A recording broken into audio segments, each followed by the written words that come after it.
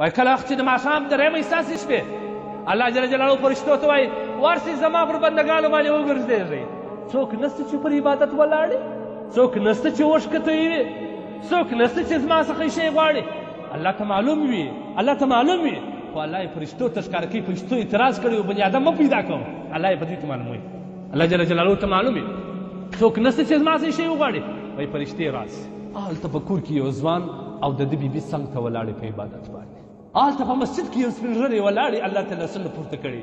هلته یو ځوان ولاړ په یخ اوبه اودس کړی دي. تتجافا جنوبهم عن المضاجع، خپل اړخونه د ګرمې بسترو څخه جلا کړي، د بیبي څخه جلا کېږي، الله ته په عبادت کې درېږي. دا د ټولو معزز مخلوق دی. واورئ، معزز مخلوق دی د الله، د ټولو معزز مخلوق دا دی چې د ګرمو بسترو څخه ځان جلا کړي. ډېر ځوانان د شپې راکښېني، د شپې راکښېني، شیطان یې خطاباس وایي ته پرېږده بیا به سبا سبا ته نه یې معلوم ته مړه کړي ژوندی. تتجافا جنوبهم عن المضاجع، د خپلو بسترو څخه خپل اړخونه ګرم ګرم اړخونه د خپل بیبي سم جلا کړي، د بسترو سم جلا کړي. الله ته په عبادت ډېر کوشش کوئ خپل بیبي د ځان سره په عبادت راولئ. دا به د قیامت پر ورځ ستا دپاره شاهد وي، دلیل به وي. کوشش دې وکړئ. زموږ احناف خدا مسله ایستلې ده چې یوازې لمونځ مه کوئ، کم وخت چې جومات ته تېرې ورشه خپل بیبي پر شا ودرو جومات ورکړه. دا جواز د زموږ احنافو مسلک شته. ما ورته بیبي ته څه شي وښیي؟ هاي ځوانانو افسوس پر تاسو باندې. موږ ځان ته پښتانه وایي، غیرتمن وایي.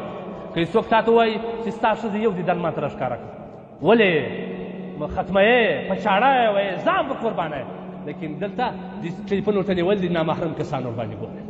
ان العین تزني، سترګې زنا کوي، وان الاذن تزني، غوږونه زنا کوي. یا رسول الله د دې زنا بیا څه شي ده؟ د سترګو زنا دا ده چې نامحرمه کس ته کتل د ښځو لپاره، نامحرمې ښځې ته خپل سترګې اړول، دا د سترګو زنا ده. خپله خو ګناه کوې، دا بې بې غیرته د ځان سره ته ناستې هغه دې سره کښېنولې ده نادشنه هغه ته نامحرمه کسانو ښکاره کوي.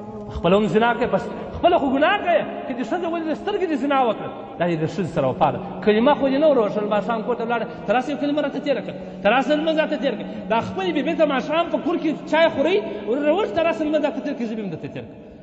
نبي علیه الصلاة والسلام فرمایي خبردار، الا په عربي کې دې ته استعمالېږي چې سړی بېدي داسې وښوره وښځه خبردار ما ته ګوره، الا خبردار دې خوا ته ګوره ما ته ګوره څه شي دي؟ د الله رسوله کلکم راع، هر یو په تاسو کې مسؤله یاست، شپانه یاست شپانه. وکلکم مسؤول عن رعیته، په تاسو ستاسو څخه د قیامت په ورځ د هر یو خپل ماتحت پوښتنه کېږي. وروره د خور پوښتنه درڅه کېږي، خاونده د اولادو د بیبي پوښتنه درڅه کېږي، د کور مشره پلاره د مژندو د لوڼو د اولادو د بیبي د ټولو پوښتنه ستاسو کېږي. کلکم مسؤول عن رعیته، د خپل کور بالا پوښتنه ستاسو کېږي.